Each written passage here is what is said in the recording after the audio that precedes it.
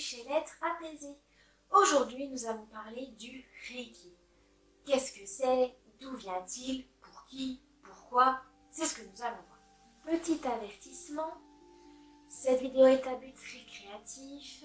Elle est là pour vous faire découvrir une pratique holistique, mais attention, elle ne remplace en aucun cas la médecine traditionnelle.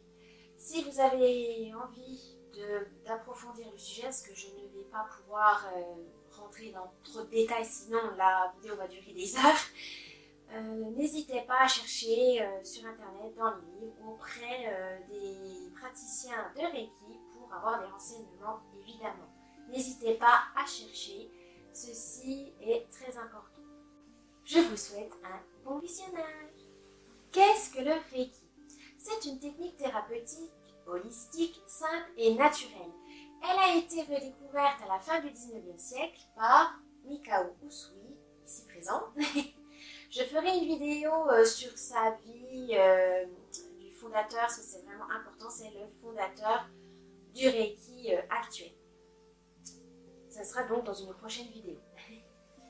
Donc, le Reiki, c'est une technique ancienne qui a été redécouverte par Mikao Usui lors d'un éveil spirituel. Donc, un éveil spirituel, c'est lors d'une grande et longue pratique spirituelle, méditative, etc. Il a eu une illumination, comme on pourrait dire dans certaines autres religions ou spiritualités.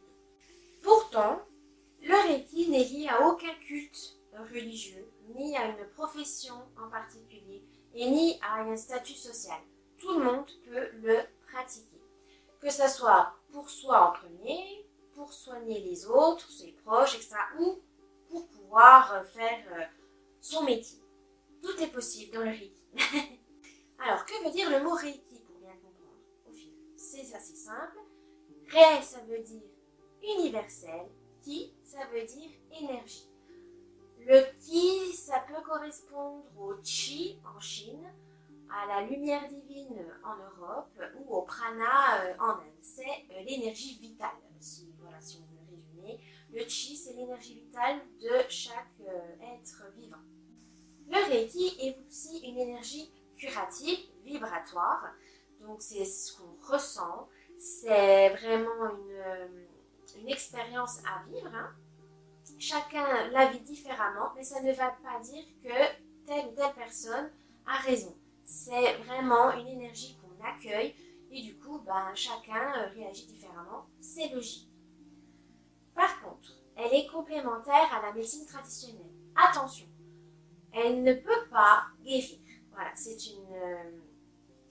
une technique qui est comme le magnétisme, c'est-à-dire qu'elle soulage la douleur, qu'elle peut vous apaiser, qu'elle peut vous détendre, qu'elle peut arrêter certaines mauvaises habitudes, mais en aucun cas, ça peut vous soigner complètement. Non, c'est un complément à la médecine traditionnelle. N'hésitez pas à allier les deux, ça c'est pas de souci. Mais attention, ne croyez pas que c'est une technique miracle qui pourra vous soigner de tout et de n'importe quoi. Non, faites attention à ça évidemment. Je vais parler en particulier moi du Reiki Usui, donc le Reiki de Mikao Usui. Mais au fil du temps, beaucoup de techniques ont dérivé. Donc vous pouvez actuellement, je crois aujourd'hui, trouver à peu près 300 Reiki différents. Parce que le Reiki est à la base japonais, excusez-moi, je vais le dire, il vient du Japon, mais il s'est diffusé dans tout le long du XXe siècle, partout dans le monde, et donc chaque pays s'est approprié le Reiki à sa manière et a trouvé d'autres techniques évidemment. Donc vous avez le Reiki tibétain, le Reiki américain, hawaïen, européen, etc. Mais si on veut, on va dire simplifier les choses, le Reiki Usui est vraiment le Reiki originel. Voilà, c'est vraiment le premier, voilà, la première technique. Le Reiki est une énergie, mais c'est pas néfaste, attention, c'est une énergie qu'on peut dire neutre, car elle donne, elle se transmet, mais c'est à la personne qui la donne et à la personne qui l'accueille qui transformera donc cette énergie en positivité ou en négativité. C'est comme toute technique holistique évidemment, hein. Ça peut marcher, ça ne peut ne pas marcher, parce que voilà, suivant les conditions, l'état d'âme des gens, etc. c'est très très subtil. Donc n'hésitez pas à faire plusieurs séances de Reiki pour voir justement quel effet ça fait quand vous êtes bien fatigué ou en forme, etc. Vous verrez, les effets peuvent être très différents. Du coup, pour qui le Reiki est-il utile? Et pourquoi? Tout le monde peut bénéficier d'un soin Reiki, il n'y a pas d'âge restreint, il n'y a pas de limite, ça c'est un fait. Ni de conditions physiques ou intellectuelles particulières, vraiment c'est fait pour tout le monde. C'est essentiellement pour soulager des douleurs physiques, articulaires, mentales aussi, si voilà, vous êtes surchargé de travail, que votre esprit vous fait mal à la tête, pour des angoisses, de l'anxiété, du stress, pour changer vos habitudes mais que vous n'y arrivez pas, ça peut vous aider à vous en détacher. C'est vraiment un soin pour vous, voilà, c'est vraiment quelque chose, c'est un cadeau que vous faites.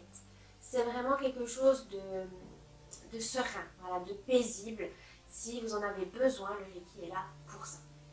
Alors, comment utilise-t-on le Reiki? Le Reiki est transmis par un praticien de Reiki, comme moi, et il y a 4 étapes, 4 degrés pour pouvoir être maître enseignant, parce que vous avez donc plusieurs étapes pour pouvoir devenir praticien Reiki ou tout simplement apprendre le Reiki pour vous-même. Donc ça c'est le premier degré. Le deuxième c'est plus pour le transmettre à vos proches et à le faire à distance. Le troisième degré c'est pour vous professionnaliser. Et le quatrième degré évidemment c'est quand vous voulez le transmettre, quand vous voulez apprendre le Reiki aux autres. Le Reiki se transmet généralement par les mains, mais il peut se faire à distance, par la pensée évidemment. Vous avez au final le Reiki peut se transmettre par les yeux, par la voix, par le souffle ou par les mains. Ça dépend des techniques et ça dépend de vous, évidemment, c'est comme vous le souhaitez. Mais essentiellement pour plus de facilité, c'est par les mains. C'est pour ça d'ailleurs qu'on confond souvent le Reiki avec le magnétisme. C'est complètement différent. On peut dire que c'est des techniques énergétiques, évidemment, hein, ça se rapproche. Mais la différence majeure, c'est que le praticien ne se fatigue pas. Contrairement au magnétisme, on prend le mal. Le Reiki, le praticien Reiki, lui, ne le prend pas. Il se protège d'ailleurs. Il se protège même plus et il ne prend pas le mal. Voilà. Il ne se fatigue pas non plus. C'est un avantage. Le praticien Reiki est en réalité un intermédiaire, un médiateur, un canal entre le Reiki et la personne qui souhaite le recevoir. Du coup, c'est vraiment différent du magnétisme où c'est l'énergie du magnétiseur qui est transmise à la personne qui souhaite un soin. Le Reiki passe à travers toutes les matières. Il n'y a pas besoin de se déshabiller lors d'une séance. Vous pouvez venir plutôt quand même en tenue confortable, hein, que vous ne soyez pas serré. Enlevez vos bijoux aussi, ça peut voilà, interférer avec l'énergie. Mais en tout cas, vous n'êtes pas obligé de vous déshabiller. Ça, ce n'est pas utile. Le Reiki passe à travers toute matière. Vu qu'on peut le faire à distance, c'est voilà, aussi logique, mais voilà, c'est bien aussi précisé parce que le Reiki est souvent confondu avec des massages, etc. Certes, certains praticiens mélangent le Reiki avec des techniques de massage, mais le Reiki de base, non, il est vraiment juste, on met, tiens, Totoro, je vais servir de cobaye, voilà, on tient et on fait, voilà, une certaine distance, voilà, on laisse passer l'énergie, voilà, c'est vraiment, on peut, voilà, peut-être le praticien peut juste poser sa main aussi, suivant si la personne est d'accord ou pas, voilà, hein, c'est suivant le praticien et le client, hein, faut pas forcer. Donc soit c'est juste au-dessus, soit c'est sur la peau, mais voilà, ou sur les vêtements, voilà, c'est en toucher un petit écart, mais c'est suivant, voilà, comme cela convient.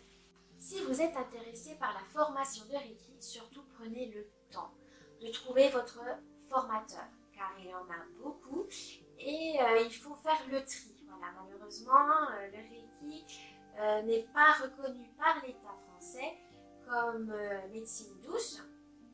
Du coup, c'est à vous de faire le tri parmi les charlatans malheureusement et les vrais praticiens de Reiki qui prennent à cœur à prendre soin de vous. Donc faites attention à ça. Prenez le temps, des fois peut-être certains formateurs ne vous correspondent pas, ou les valeurs ne correspondent pas à ce que vous aimez, etc.